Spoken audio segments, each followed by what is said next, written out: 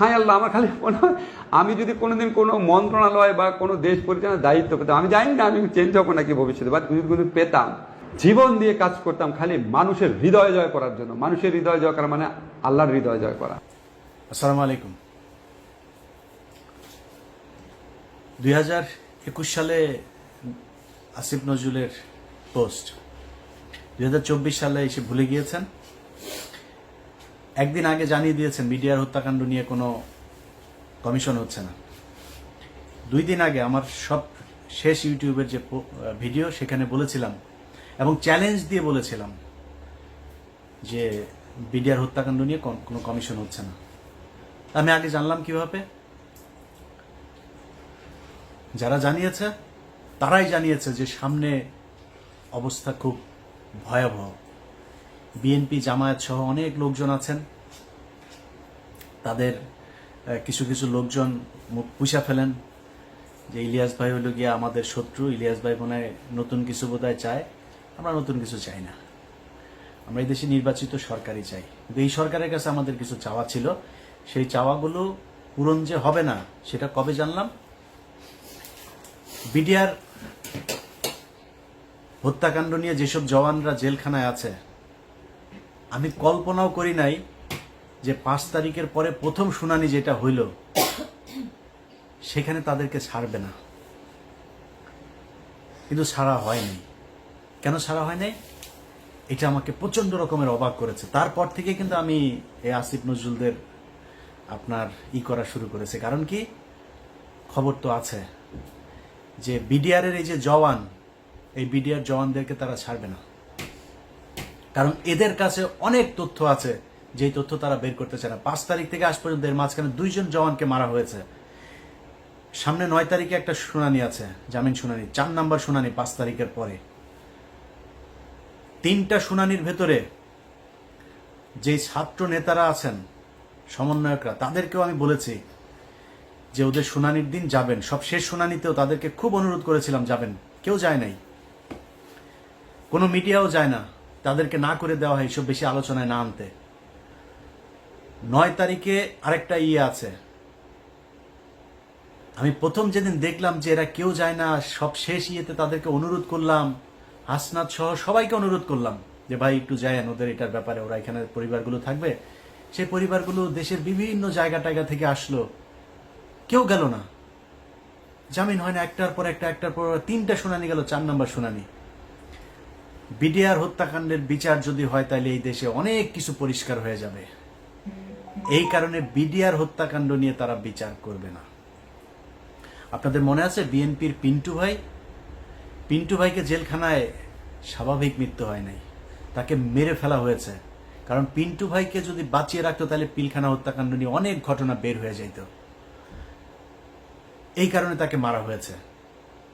এখন এই যে বিডিআর এর যারা সৈনিক আছে, আমি এটা আমার কাছে কেউ কিছু বলে না, কিন্তু আমার ধারণা, ধরেন সব শেষ এখানে যেই এই শুনানির পরের যে মাঝখানে যে সময়টা, এই সময়ের ভেতরে তারা একটা পরিকল্পনা করতে পারে। যেহেতু এটা নিয়ে অনেক আলোচনা হচ্ছে, আমরা এখান থেকে কয়েকজন সৈনিক ছাড়বো, সবাইকে ছাড়বে না। কান কেটে ফেলে দেব যদি সৈনিকদের সবাইকে ছাড়ে। আরেকটা চ্যালেঞ্জ নিলাম, যান, ভিডিও রেখে দিলাম, তো ভিডিওটা রেখে দেন। 9 তারিখ, জানুয়ারি 9 তারিখের পরে তারপরে এটা নিয়ে আপনারা চ্যালেঞ্জ আমার এটা গ্রহণ করবেন। তো এদেরকে ছাড়া হবে না। প্রথম ঘটনার পর থেকে বুঝলাম যে না, আমরা তো আসলে বিজয় উদযাপন করলাম, এত নাচাগানা করলাম, এই সরকার তো আসলে আমাদের সরকার না। এদের ভেতরে ডক্টর মোহাম্মদ ইউনূসকে সামনে রেখে সব ভেজাল চিটা সব এটার ভেতরে ঢুকিয়ে দেওয়া হয়েছে। ইন্ডিয়ান পুরো সেকেন্ড লেয়ারের যা আছে সব এই জায়গায় বসানো। ডক্টর মোহাম্মদ ইউনূস চাইলেও কিছু করতে পারে না। এখন ডক্টর মোহাম্মদ ইউনূসের সামনে রাস্তা একটাই আছে, উনি যে কোনো দিন শুনবেন যে উনি চলে গিয়েছে দেশ থেকে। এরপরে কি হবে? পুরো সেট আপ সাজিয়েছে আসিফ নজরুল, মাহফুজানা, মতিউর রহমান। সব জায়গায় বিএনপির কিছু লোকজন আছেন, তাদের খুব মনে হয় আমার নিয়ে মনে হয় খুব কষ্ট। কিছু আমি ঢালাওভাবে বিএনপি জামাতকে নিয়ে ঢালাওভাবে কথা বলার মতো স্পর্ধা আমি দেখাইতে পারবো না। এই দলের মানুষ আমাকে প্রচন্ড ভালোবাসেন, আমাকে প্রচন্ড শ্রদ্ধা করেন, তাদের নিজেদের মানুষ মনে করেন। তারা ধান খেতে ঘুমিয়েছেন, তাদের অনেক মানুষ হত্যার শিকার হয়েছে। এই সব শেষ আন্দোলনেও 95% মানুষ জামাত এবং এই বিএনপির লোকজন মারা গিয়েছেন, শহীদ হয়েছেন যারা। অতএব আমরা এদের ব্যাপারে কথা বলতে গেলে রেসপেক্ট করে কথা বলতে হবে, আমার ব্যাপারে কথা বলতে গেলেও একটু রেসপেক্ট দেখায় কথা বলতে হবে। আমাকে বলা হয়েছে যে জামাতের একটা গতকালকে একটা প্রতিবাদ জানিয়েছে আমার একটা বক্তব্যে। সে বক্তব্য হচ্ছে, আমি বলেছি জামাতের যে নায়েবে আমির আছেন ওই যে তাহের সাহেব, এই তাহের হচ্ছে রয়্যাল লোক। এটা বলার পরে তারা বিবৃতি প্রতিবাদ জানিয়েছে আমার এই বক্তব্যের। আমি এটাকে খুব পজিটিভলি নিয়েছি, কারণ জামাত একটা সংগঠন, তাদের সাংগঠনিক একটা পদক্ষেপ থাকবে, এটা কোনো ব্যাপার না। আমি ওনাদের ওই ফেসবুক পেজেও জামাত ইসলামের যে পেজ আছে সেখানে গিয়ে জামাতের লোকজনেরও বক্তব্য দেখেছি, কমেন্ট দেখেছি, আমার কাছে খারাপ লাগে নাই। ওনারা মানে খুবই বন্ধুসুলভ আচরণ করেছেন। তবে জামাতের কাছে আমার অনুরোধ থাকবে, যে অভিযোগটা আমি শুনেছি এটা তো আমার নিজের বানানো না, এটা আপনাদের ভেতর থেকে আমাকে জানিয়েছে। তার বাড়িতে নইমুল ইসলাম খান, তার বাড়িতে ছিল ইনামুল ইসলাম খান, তার বাড়িতে ছিল, এবং আবু তাহের সাহেব তাকে পালাতে সহযোগিতা করেছেন। এই ছাড়াও জামাতের আরো অনেকজনের ব্যাপারে এই বিষয় আছে। শামা ওবায়েদ বিএনপির সব তথ্য ভারতে পাচার করে। শামা ওবায়েদের সাথে এখনো শেখ হাসিনার কথা হয়। বিএনপিকে বলে রাখলাম, আপনারাও সাবধান থাকবেন। আমি যদি নাকি কোনো কথা বলি, ওই কথা বিএনপি বা জামায়াতের ক্ষতি করার জন্য না। জামাত ইসলাম যেটা করেছে, বিবৃতি দিয়েছে, কোনো সমস্যা নেই। আমি আমার কথা বলেছি, আমার এটা রেসপেক্ট রেখে বলছি, এটা নিয়ে তদন্ত করবেন। যদি আসলেই কোনো কিছু পাওয়া না যায়, আমি তাহের ভাইয়ের কাছে আবার ক্ষমা চেয়ে নেব। তো এই যে বিএনপি জামায়াতের লোকজন, ওনারা কিছু কিছু লোকজন যে মনে করেন যে আসিফ নজরুল হচ্ছে তাদের লোক, তাদেরকে বলবো তারেক রহমানের বক্তব্য শোনেন।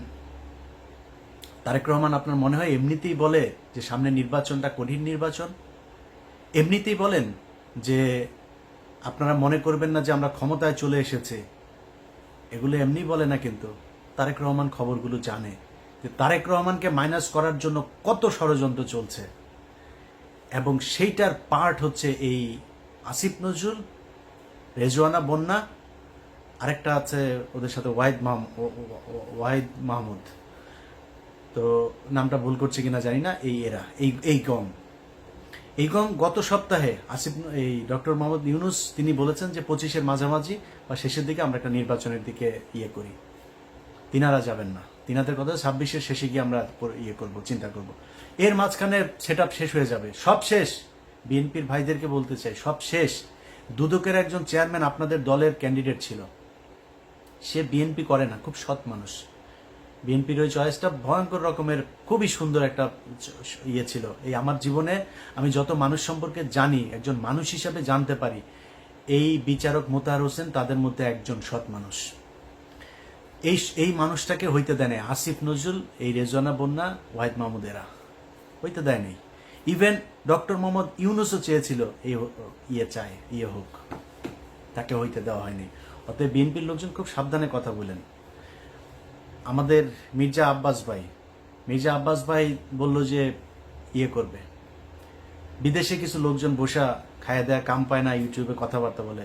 মির্জা আব্বাস ভাই এই কথাটার জন্য কোনো এক জায়গায় সরি বলে দেন। তার একদিন আগে সম্ভবত পিনাকিদা তার ব্যাপারে একটু কথা বলছিল, এই জন্য তিনি এটা বলে ফেলেন। 6 মাস হয় নাই ভাই এখনো। 6 মাস আগে আপনাদের পক্ষে কথা বলার মতো আমরা ছাড়া কেউ ছিল না। আবার পরের 6 মাস পরে না আবার সেরকম পরিস্থিতি আসে কিনা, ইউ নেভার নো। সো খুব সাবধানে একটু কথা বলতে হবে। হ্যাঁ, আমরা আপনাদেরকে যদি কোনো কথা বলে থাকি তাহলে সেটা মনে রাখবেন, আপনাদের ভালোর জন্যই বলছি। এত মুখ পুষে ফেলা উচিত না।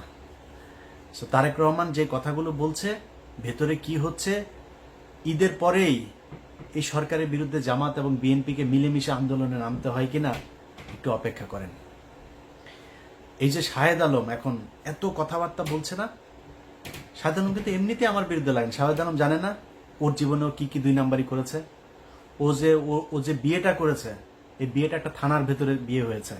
আশুলিয়াতে 2 জন এই গাড়ির ভেতরে করছিল, ওইখান থেকে পাবলিক ধরে আপনার একটু টানা হেঁচড়া করলো, এরপরে পুলিশ আসলো, এসে তারপর ধরে নিয়ে গেল, পাবিগুলো ওর বিয়ে করাইতে হবে। এবং ওই একই সময় তার আরেকজনের সাথে সম্পর্ক ছিল, তার সাথে তার বিয়ে হওয়ার কথা, বিয়ের কথাবার্তাও চলছিল পারিবারিকভাবে। এই মেয়ে যখন ওই মেয়ে যখন শুনে টুনে তারপরে আসলো, আসার পরে এই মূল্য বললো যে আমাকে বিয়ে করতে হবে। এই পাবলিক পুলিশ মিলে এর সাথে বিয়ে দিয়ে দিয়েছে। চ্যালেঞ্জ করেন, ওরা চ্যালেঞ্জ করেন, আমি থানার নাম টাম সবকিছু বলে দেবো, ওই ওসিরে খোঁজার চেষ্টা করতেছি। এই হচ্ছে শাহেদ আলম। আরো অনেক কিছু আছে, কিন্তু ও আমার সাথে কেন লাগলো জানেন? বিশাল বড় স্বার্থগত একটা দ্বন্দ্ব এই জায়গায়। কি দ্বন্দ্ব? শাহেদ আলমের আসিফ নজরুলকে দিয়ে যে ধান্দাবাজি সে করছে, এই ধান্দাবাজি তো সে বিএনপি আসলে করতে পারবে না।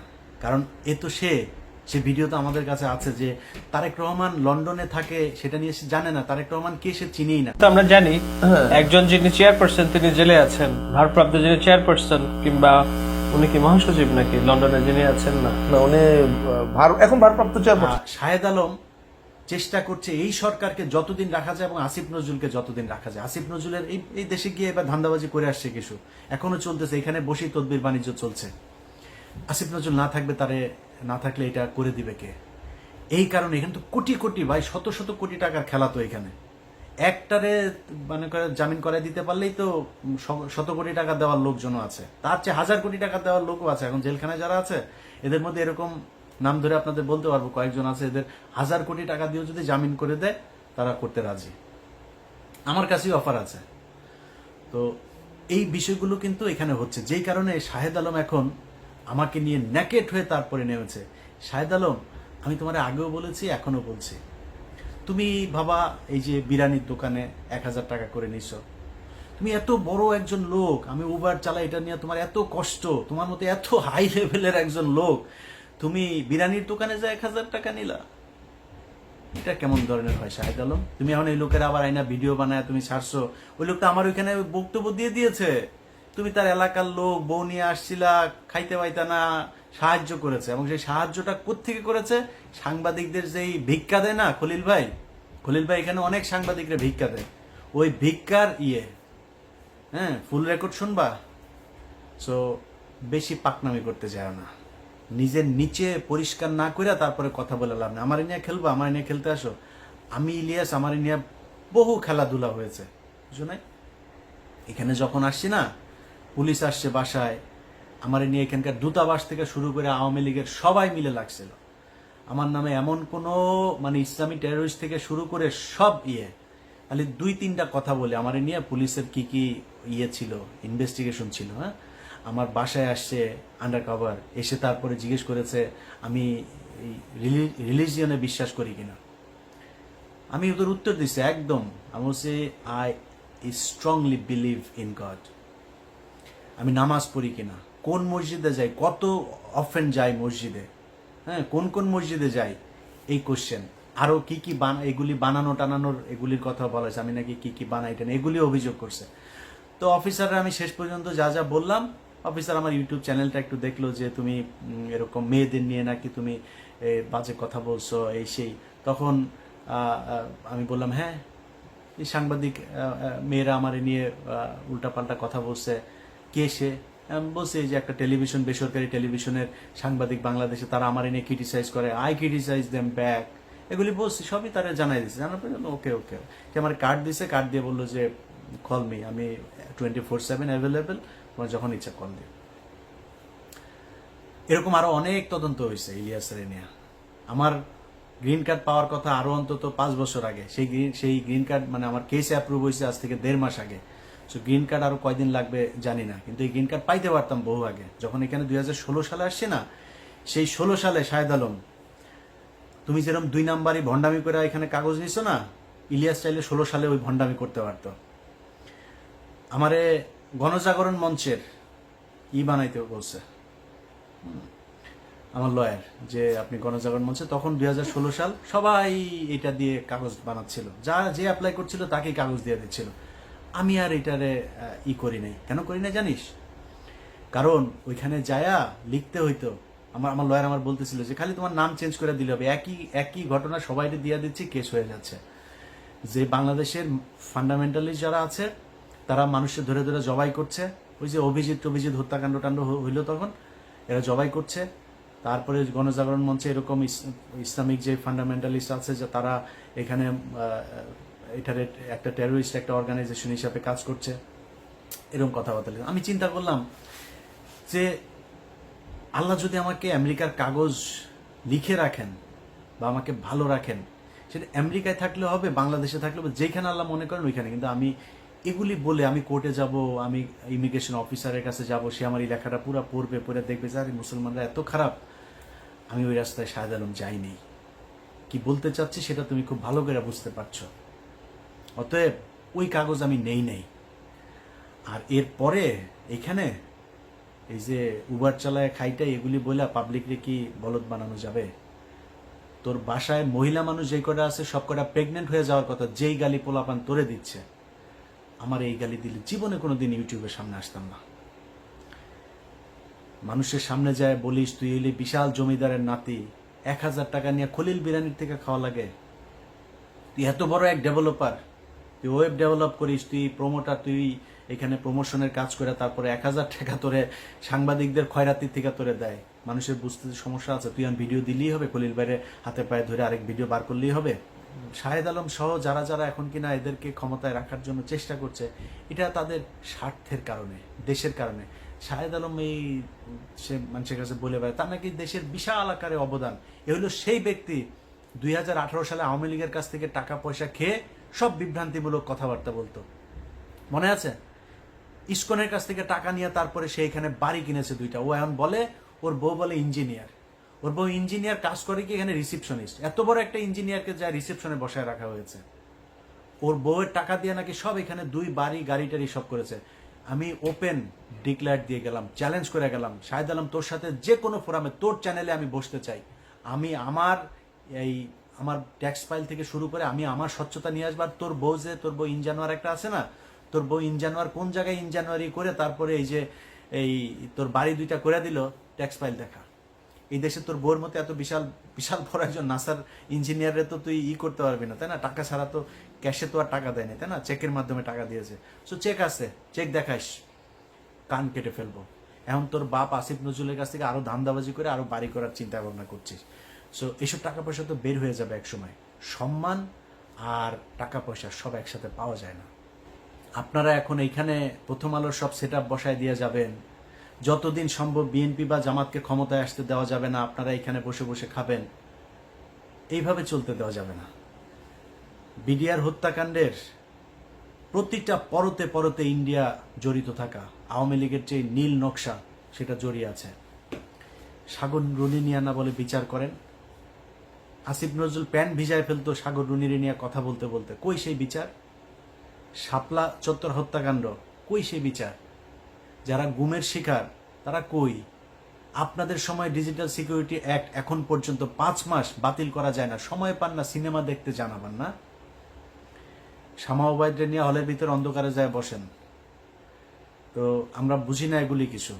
আপনারা সিনেমা দেখতে যাওয়ার সময় পান, ডিজিটাল সিকিউরিটি অ্যাক্ট বাতিল করার সময় পান না। এখন পর্যন্ত হাজার হাজার বিএনপি জামাতের লোকজন জেলখানায় বন্দী। গত সপ্তাহে ডান্ডা বেরি পরিয়ে জামাত শিবিরের সাবেক সভাপতিকে রাজশাহী কোর্টে তোলা হয়েছে। আমার এই ফেসবুকে সেই ছবি দিয়েছি, ভিডিও দিয়ে রেখেছি। কেন এখনো পর্যন্ত সেটার ব্যাপারে ব্যবস্থা নেওয়া যায় নাই? কিসের জন্য? আরো কত বছর সময় চান? এমনি বসে বসে লুটপাট করবেন। আমার এই নেতা ফোন করে, ওই নেতা ফোন করে, ইলিয়াস ভাই এরা তো আমাদেরই লোক, এদের সাথে এরকম করলে তৃতীয় পক্ষ ঢুকবে। আরে ভাই এরা আপনার লোক হইতে পারে, আমার লোক না। আমি তো আপনার দলের কেউ না, আমি তো বিএনপি জামাতের লোক না। বিএনপি জামাতের টাকা নিয়ে আমি কি আমার সংসার চালাই নাকি? আমি আপনার টাকায় কথা বলবো? আমি আমার যে সমস্যা, আমার সমস্যা ইন্ডিয়ায়। অথবা আমার ওইটা না পাইলে তো আমি মনে করবো না এই দেশ স্বাধীন হয়েছে। ওনাদের কথা হইল বিপি নূর, ইলিয়াস ভাই দেখেন এখানে তো অনেক কিছু করা যায় নাই। আসিফ নজরুল পর্যন্ত সে আমার ফোন করে ওই একই গান, ইলিয়াস কি অবস্থা ভাই, আপনি তো বলছেন ওখানে বসে বসে, এখানে তো অনেক সমস্যা ভাই, অনেক চাপ। আপনারা এত চাপ নিয়ে কাজ করতে বলছে কে আসিফ নজরুল? বিপি নুরও একই, আরো কয়েকজন রাজনীতিবিদ একই আলাপ। এদের অনেক চাপ, কাজ করতে পারে না।